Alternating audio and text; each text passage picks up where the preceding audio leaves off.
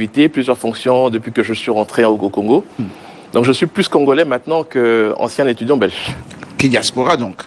Ex-diaspora, oui. Ex-diaspora. Comme quoi, vous qui nous suivez, la diaspora ne donne pas que déjà un problème.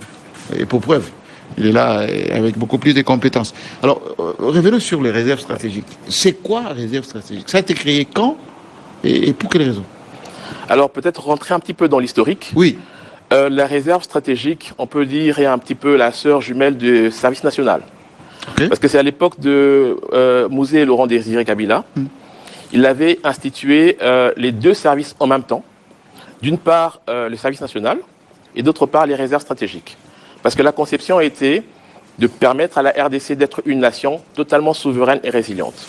Donc il était question que les services nationaux produisent localement, en grande quantité, et la réserve stratégique stocke les produits issus donc des champs du service national.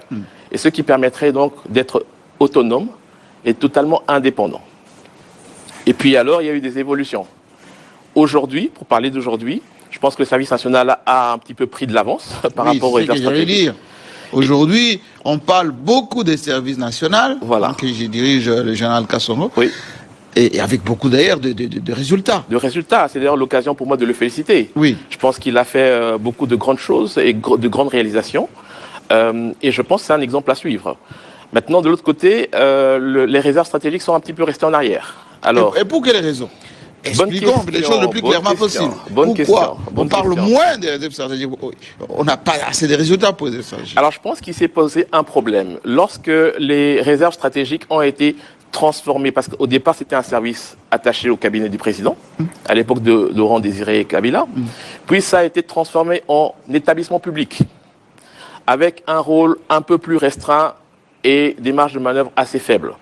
Et pendant plusieurs années, ça a évolué comme ça. À l'avènement de son Excellence, Monsieur le Président de la République, Félix-Antoine Tshisekedi, en 2020, il a décidé de rattacher ce service à nouveau. De le ramener au cabinet. De le ramener au cabinet. Ok. Alors, pendant ces années, il y avait eu une faiblesse. Les textes ne permettaient pas à la réserve, pendant ce temps-là, de pouvoir travailler correctement pour accomplir les missions qui lui étaient dévolues. Et donc, à mon avis, lorsque nous sommes arrivés, le diagnostic qu'on a fait, les difficultés d'opération étaient liées au fait qu'il n'y avait pas un cadre juridique qui leur permettrait de travailler correctement. Donc les textes ne permettaient pas que les réserves soient beaucoup plus performantes. C'est notre diagnostic. Alors, quand vous arrivez, oui. Qu'est-ce que vous avez constaté? Quand nous sommes arrivés, nous avons constaté qu'il y avait un vrai déficit en termes de texte, de cadre juridique, de cadre organique. Et nous avons donc procédé à une refondation de la réserve stratégique. Et le président de la République nous a donné un mandat ferme. C'est quoi ce mandat? Il est question de pouvoir d'abord, premièrement, accompagner la vision du chef de l'État. Okay. La promotion, le développement et la mise en œuvre de la vision du chef de l'État en matière de gestion et des stocks stratégiques, des produits dits stratégiques. Et donc, cette gestion-là et cette constitution est une vision claire du président de la République. Et donc, maintenant, en tant que service attaché au cabinet, notre mission est de pouvoir faire en sorte que cette vision s'accomplisse. Dans un seul but, c'est de rendre la nation congolaise une nation totalement résiliente, souveraine. Ça veut dire être capable de s'en sortir toute seule. Et on y arrivera. Alors, moi, je pose cette question parce que certainement, beaucoup de ceux qui nous suivent ont le souvenir du maïs, du chinchard. Bon, je m'arrête là. Parce qu'il y avait les poulets aussi. Qu'on devait aller chercher, je ne sais pas moi, en Afrique du Sud. Vital Kamerhe, à son temps, avait fait toute une délégation pour aller chercher tout ceci. Alors que nous avons chez nous des plaines de terres arables, comme on dit, terres arables, on a des rivières, on a des lacs, etc. Pourquoi réserve stratégique n'a pas un réseau de producteurs, comme vous avez dit tout à l'heure, le service national produit, vous stockez, mais vous pouvez également aussi racheter tout à fait. Et stocker pour qu'on n'ait pas des pénuries, qu'on ne puisse pas aller acheter des chinchards à la fin de chaque année pour donner à nos fonctionnaires, etc. Voilà. Est-ce que j'ai mal réfléchi? Non, pas du tout, pas du tout. Mais je pense qu'il faut un peu circonscrire la mission de la réserve stratégique. Pendant longtemps, on a considéré la réserve stratégique comme un simple entrepôt de produits agricoles. Ça se comprenait comme ça? Oui, mais ce n'est pas ça. Les réserves stratégiques, c'est carrément un pilier de tout le système économique. Pilier? Oui, tout à fait. Parce que la réserve stratégique intervient dans plusieurs secteurs. Nous pouvons aller dans le secteur des hydrocarbures, dans le secteur de la santé, dans le secteur agricole, industriel. Pourquoi? Parce que le produit qui est dit stratégique, c'est un produit dont l'importance a un impact direct dans l'économie du pays. Si ce produit manque, automatiquement, l'économie du pays... Exactement. Prenons le simple exemple du carburant. Aujourd'hui, notre économie repose à 70% sur les mines. Oui. Et vous savez que la plupart des mines se retrouvent dans le Grand Katanga. Et ces industries minières travaillent et fonctionnent avec l'énergie qui provient du carburant. Et donc, imaginez-vous un seul instant qu'on soit en pénurie de carburant. Comme en ce moment avec la crise due à la guerre en Iran. Voilà. On peut retrouver toute notre économie paralysée par le simple fait qu'il y a un produit que nous appelons stratégique qui manque. Et donc, lorsqu'on va dans différents secteurs de la vie économique, on peut identifier plusieurs produits qui sont stratégiques, qui peuvent faire en sorte que s'il y a pénurie, eh bien, l'économie du pays peut être handicapée. Mais tout ceci pose problème de planification.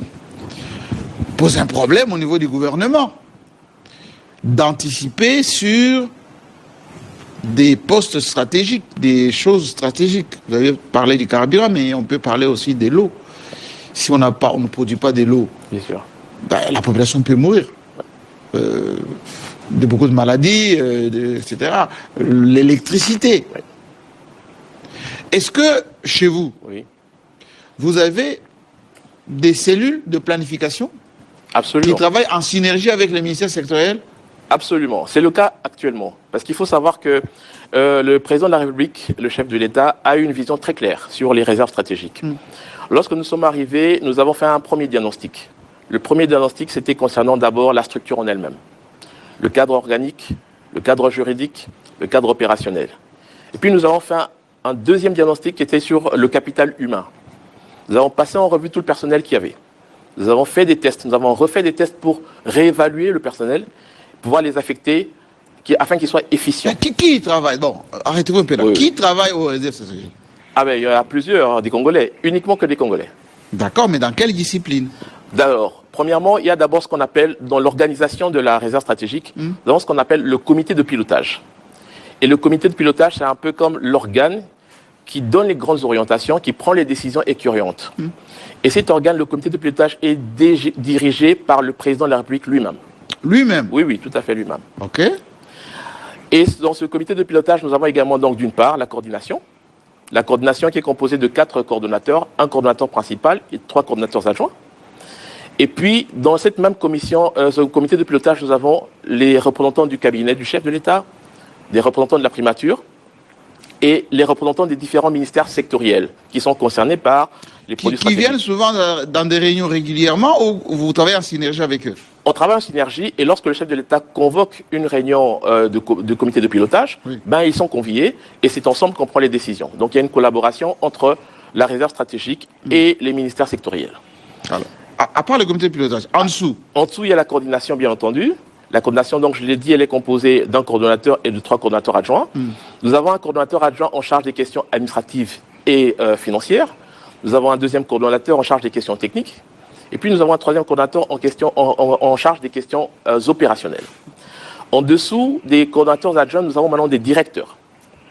Nous avons des directeurs chargés des finances, directeurs chargés de l'administration et des ressources humaines, une direction chargée de ce qu'on appelle la conformité, ça veut dire toute la partie juridique et du contrôle interne, et puis une direction chargée des opérations, et une autre direction, donc ce que vous venez de demander, concernant les projets.